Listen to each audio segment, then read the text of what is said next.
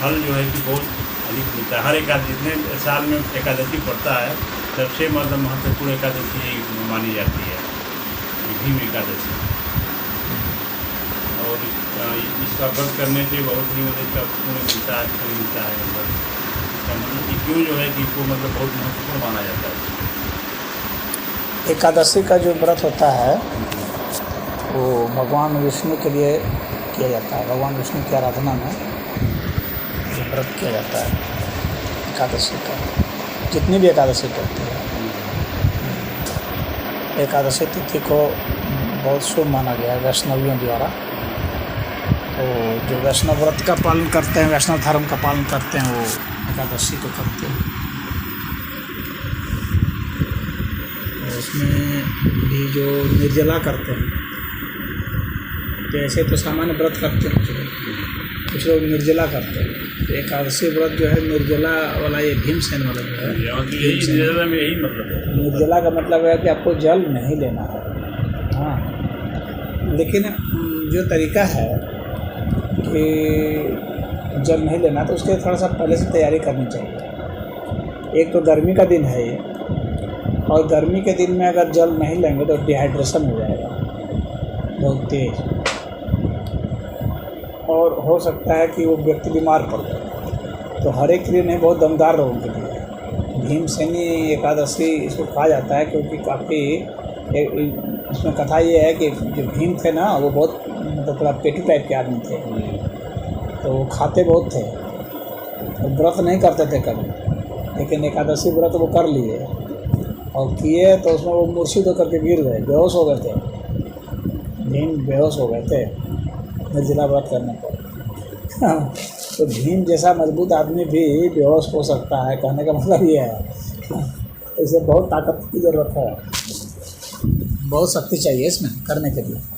तो पहली बात यह है कि निर्जला व्रत सबको नहीं रखना चाहिए, डिहाइड्रेशन होने खतरा। तो पहला इसका मतलब है कि आप पहले से ही थोड़ा पहले खाना छोड़ दीजिए, मतलब एक दिन पहले भी व्रत कर लीजिए। गंगा दशहरा जो है ना, उसमें भी आप छोड़ दीजिए, तो उसमें आप पानी पीजिए, लेकिन खाना नहीं खाइए। पहले से थोड़ी सी तैयारी रहेगी तो सुविधा रहेगा।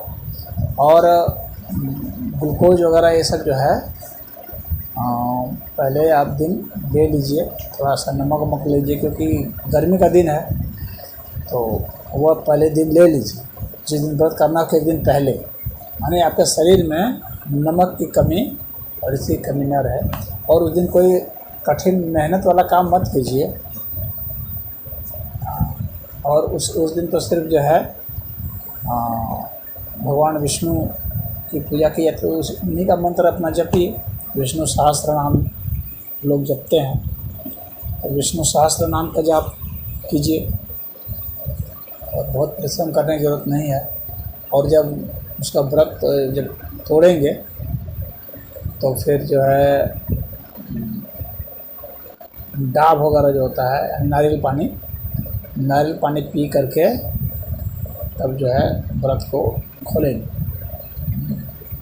और नारियल पानी पीने के बाद फिर जो है जूस वगैरह पी लेंगे, और बहुत गली हुई खिचड़ी खाएंगे। इस तरह से उसका व्रत को तोड़ा जाता है। तो विष्णु सहस्त्र नाम का जाप किया जाता है। ज़्यादा फल इसीलिए क्योंकि भगवान विष्णु का सहस्त्र नाम का जाप करते हैं, तो वह फलदायी तो होता ही है। और शारीरिक क्षमता, मानसिक क्षमता भी इससे सुदृढ़ होती है, क्योंकि बिना जल पिए गर्मी के दिन में रहना कठिन काम है। हाँ, तो बहुत संकल्प शक्ति जिसकी होती है वही रह पाता है। तो ये संकल्प शक्ति को बढ़ाता है, और भगवान विष्णु के प्रति जिसकी आराधना है, श्रद्धा है, तो करेगा तो भक्ति की भी बढ़ोतरी होती है। अन्न जल भी त्यागना एक मतलब ये भी एक तपस्या है। बिल्कुल तपस्या है, इसका भी मतलब फल मिलता है। फल क्यों नहीं मिलेगा। हम व्रत को किया है, संकल्प को मजबूत किया है, तो उसको फल मिलेगा ही। पुण्य काम तो है ही, और उसकी अपनी शक्ति मजबूत होती है। शारीरिक शक्ति भले ना मजबूत होकर मानसिक शक्ति मजबूत होती है। तो इसलिए किया जाता है। लेकिन आदमी को पहले खुद को तौल लेना चाहिए। पहले थोड़ा बहुत कहीं जिसको उपवास करने की आदत है वो कर सकता है, लेकिन जो अभी उपवास भी नहीं करता है वो सीधा निर्जला व्रत को उतर जाएगा तो उसकी तो हालत ख़राब हो जाएगी। क्योंकि गर्मी का दिन है, जाड़ा का दिन नहीं है कि प्यास नहीं लग रही है तो कोई बात नहीं, चलो जाड़ा में तो पानी नहीं भी पिएगा आदमी तो चल जाता है, लेकिन गर्मी में तो बहुत दिक्कत हो जाएगी। तो पहले से जो लोग अभ्यास करते आए हैं वो करना चाहिए, क्योंकि स्वास्थ्य को भी तो ध्यान में रखना ही पड़ेगा ना। तो इसीलिए साधना एकाएक कठिन साधना नहीं करनी चाहिए, पहले हल्की साधना करनी चाहिए। उसका जब अभ्यास हो जाए तब आप कीजिए भारी साधना। देखा देखी नहीं करना चाहिए कि अमुक कर रहे हैं तो मैं भी कर लूँ, क्योंकि अमुक की ताकत अलग ढंग की है भाई, उसका अलग अभ्यास है, हमारा अभ्यास नहीं है वैसा।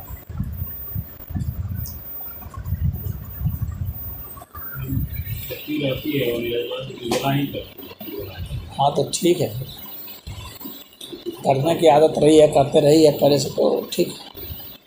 क्योंकि ज्योतिया वगैरह भी होता है ना, निर्जला होता है, उसमें बहुत सारी औरतें बहुत बीमार पड़ जाती हैं, उनके सब हाथ पैर दुखने लगता है, सब चक्कर लगता है, बनने लगता है, बेहोश हो जाता है। अरे इसीलिए तो इसका नाम है भीमसेनी, भीम खुदे मूर्छित हो गए थे तो बड़े बड़ों की क्या बात है, तो सारी ताकत निकल जाती है, शरीर से जब रस निकल जाता है। ज़्यादा गर्मी है और मतलब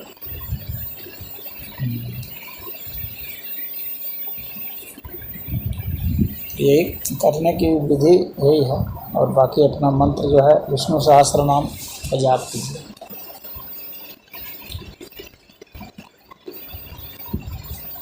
भगवान ईरान के समय जो है कि मुसलमान थे कि नहीं, इस्लाम के समय नहीं थे। न राम के समय थे, न कृष्ण के समय थे, न बुद्ध के समय थे।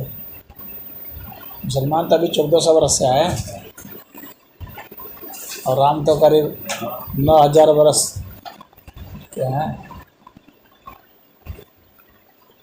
तो मुसलमान उस समय कहाँ से गए? 14 वर्ष पहले मुसलमान का कहीं कोई साहित्य का कोई प्रमाण नहीं आता है, कोई उनका का पता नहीं था।